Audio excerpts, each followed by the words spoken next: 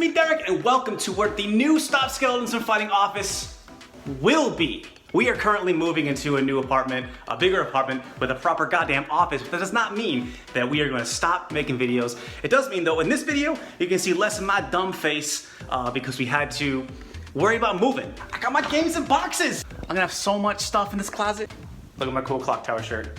I hope you enjoyed this video. It's all about Donkey Kong Land, Donkey Kong Country Ports. It's gonna be a great time. It's all gonna be just a voiceover Derek. I hope we can handle a voice, just the voice of Uncle Derek and not the dumb face of Uncle Derek. Thank you so much for the years of support.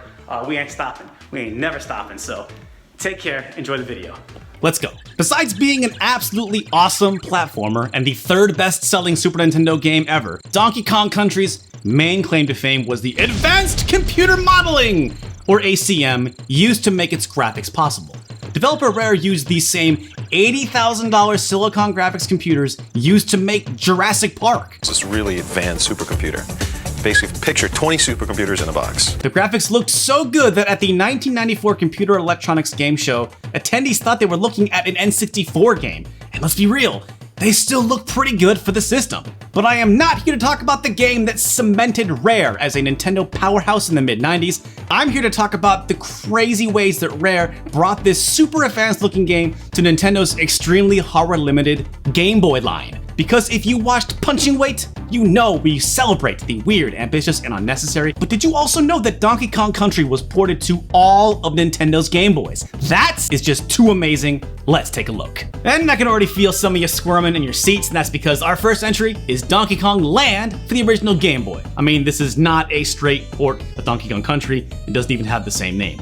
Usually, I have to argue about how a game like this captures the spirit of the original and counts as a port. But not this time. I have the power of lore on my side. The story of this game is that Cranky Kong is like, you can't do Donkey Kong Country on a Game Boy. And Donkey Kong's like, watch me. And that, kiddos, is how Donkey Kong Land was made. Literally, this is the story. I'm not joking. It's in the instruction book.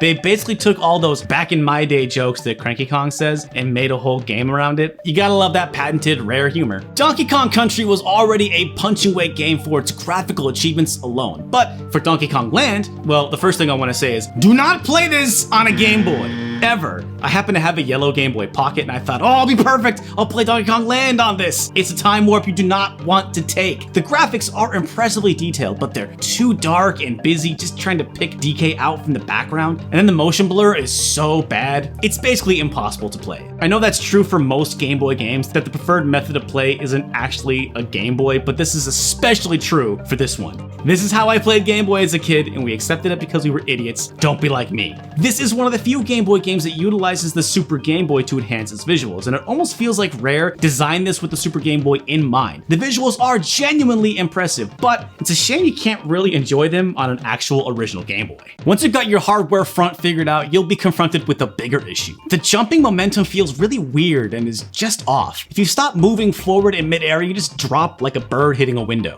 After playing this game for a bit, I realized holding jump makes you kind of float in the air a little bit. It messed with my muscle memory, and I had to relearn how to Donkey Kong Country, but I did eventually get the hang of it. You also need to reacclimate to the hit detection, which I also think is a little off from the Super Nintendo original. Basically, Donkey Kong Land does such an impressive job looking like Donkey Kong Country that my brain had trouble accepting that it didn't play like Donkey Kong Country. But I mean, the Mario Land games don't have the exact same physics as the console counterparts. Why should this game be any different? And speaking of different, the levels are completely different from the Super Nintendo. DK Land is basically a remix of ideas from the original game. I mean, the second level is an ice level. Who does that? But it's a challenging and beefy campaign, 30 levels spread across 4 worlds. I gotta admire Rare for not pulling their punches with DK Land. A lot of Game Boy reimaginings are like, hey, here's a special extra little snack. Here's a little treat for you. Like Mario Land 2. It is a fine game, but yo, it is super easy and it's over in no time, right? Most Mega Man Game Boy games are fine, but they are a far cry from their NES counterparts. But DK Land truly goes hard. It almost feels like a mastered levels expansion made to keep fans occupied until Donkey Kong Country 2 came out. And since they were released only a few months apart, that was probably the idea. Basically, if you are a DK Country superfan but have never played DK Land, you're genuinely missing out, man. And Rare kept bringing it with its subsequent DK Land games. The second and third ones are much closer to actual straight ports of Country 2 and 3. Not to mention they look and control so much better. Probably my favorite one of the whole bunch is DK Land 3. It actually adds extra content and really nails the controls. DK Land 3 was released in '97, but inexplicably received a Japanese exclusive Game Boy Color conversion 3 years later, which for my money is the way to experience the Land series. These graphics finally live up to the fidelity in color, and it's easier to appreciate what Rare managed to accomplish here. It is weird that Japan got this version and no one else did, and that it was called Donkey Kong GB, Dinky Kong, and Dixie Kong. I don't know. The Donkey Kong Land games were named all different weird things in Japan. We don't have time for that. But this brings us to the age of the Game Boy Color and our next port. Now you would think an actual, no lore caveats, port of Donkey Kong Country 1 by Rare would be a slam dunk. And it's got the look. I mean, look at these graphics and animations. What an incredible feat of programming to get this thing running on a Game Boy Color. It even has menus from Donkey Kong 64, which, that's a nice touch. Oh, and listen to this sound.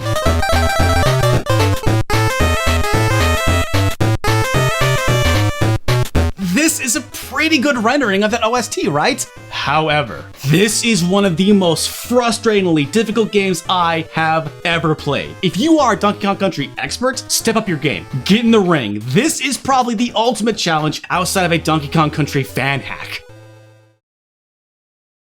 Where to start? First off, your field of vision is much smaller, which is to be expected. Rare, I think, tried to make up for this with a quickly shifting screen, but it ends up just being super disorienting because the slightest turn very quickly shifts the entire screen the other direction. Same for jumping. The screen bounces way too much when hopping on enemies or tires. And now, almost every enemy surprise pops into view, or there are some places like in 3-1 where you cannot see the projectiles at all. You're basically forced to play this already fairly challenging game half blind. Another Game Boy Color game that struggled with screen size was Mario DX, but I do not think that Donkey Kong Country's spastic screen shifting is a better solution. Not to mention, Donkey Kong Country is a faster and more demanding game, and at least Mario DX, you could hold up or down to scroll the screen, which you cannot do in this game. The physics in jumping are off too, especially with Diddy, whose cartwheel is now 0 to 100 in a split second. It takes a lot to get used to. The hit detection is also way off. Look at me, I'm trying to grab that banana. Like, the actual hitbox is like way to the left of it or something. Some levels are redesigned, enemy behavior is also different, like the armadillos on 1-2 now follow you with heat-seeking precision. And look, it's not that a port like this shouldn't have some changes, but most of these changes were bad, really bad. Y'all tried to warn me, I put it on Twitter, you tried to warn me, but I was not ready for the minecart levels. I mean, let's be honest, folks, okay, this game is not super hard, but these levels are already a pain. And on here, this is some of the most frustrating I have ever played. Like, okay, I don't want to get too negative. I think this game is achieving some really nice things here graphically, but like at a huge cost. I couldn't believe how unhappy this game made me feel. Like, you know me, it's Uncle Derek. Come on, it's like, you know I'm not. I can jump some platforms. I ain't bad Donkey Kong Country. This game is just a different experience, and I don't think a good one. And this game was also made at the same time as the Perfect Dark Game Boy Color game, and I feel like maybe Rare wasn't feeling too committed to Nintendo's properties when this game came out. It's not all bad though. This does add some bonus stuff, like this neat little fishing minigame, multiplayer with link cable support, Game Boy printer support. It's not quite Perfect Dark on sheer ridiculous amounts of bonus features, but it's something. And for what it's worth, the music I think is really good. It sounds like an awesome downgraded NES game. This game's version of Aquatic Ambience, probably the favorite DKC track of all time, sounds great.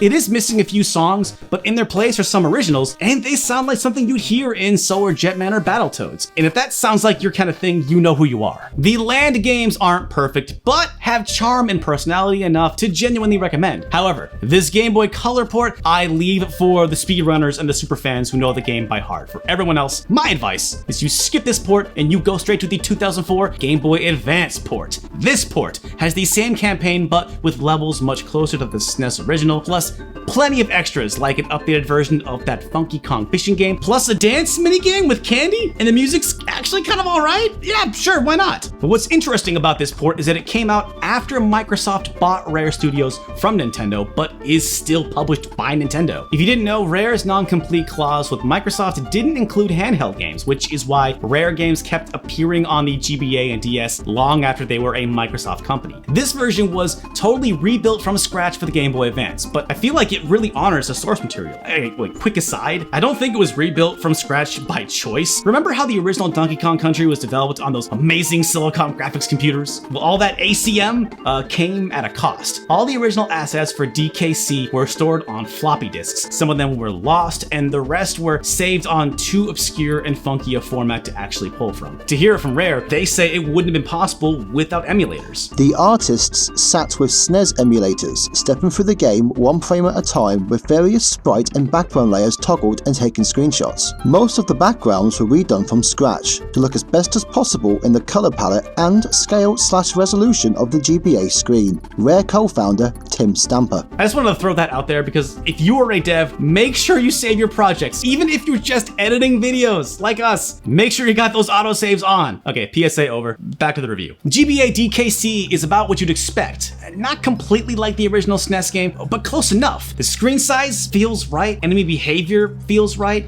physics and hit detection feel right. That might not sound that impressive, but dude, play these 3 ports back to back to back like I have, and this will feel like wearing clothes that finally fit. Plus, the extra cutscenes and dialogue are fun. We actually get to see Diddy get jumped while guarding DK's banana horde. But like a lot of GBA ports, the look and sound isn't quite up to snuff with the Super Nintendo. Colors are a little bland. The music is definitely a downgrade. This version of Aquatic Ambience, I think, is pretty weak.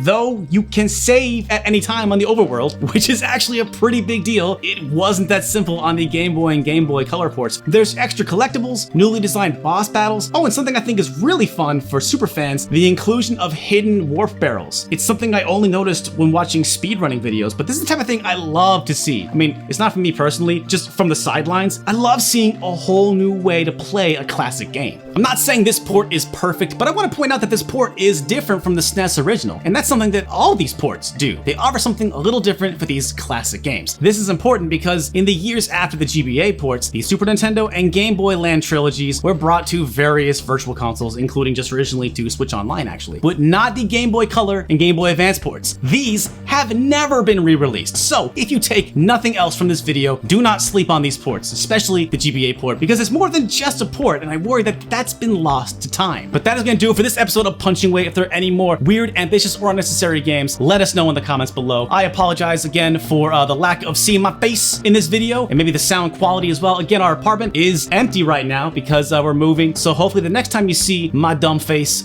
it will be in a brand new space, and I'm really looking forward to that. If you want to support Stop Skeletons and Fighting, tell a friend, watch with a friend. You know, next time someone says, what's your favorite YouTube channel? You know, lie and say it's this one. No, but if someone's asking, hey, what are good YouTube channels to talk about weird games? Let them know about Uncle Derek, let them know about Producer Grace, let them know about Stop Skeletons and Fighting. If you want to support the show more though, we got a Patreon for just $1. Get videos early, get access to our Discord, live chat during our podcast recordings, or hey, you know what? Just keep watching, keep sharing, and you stay powerful. Thanks for watching.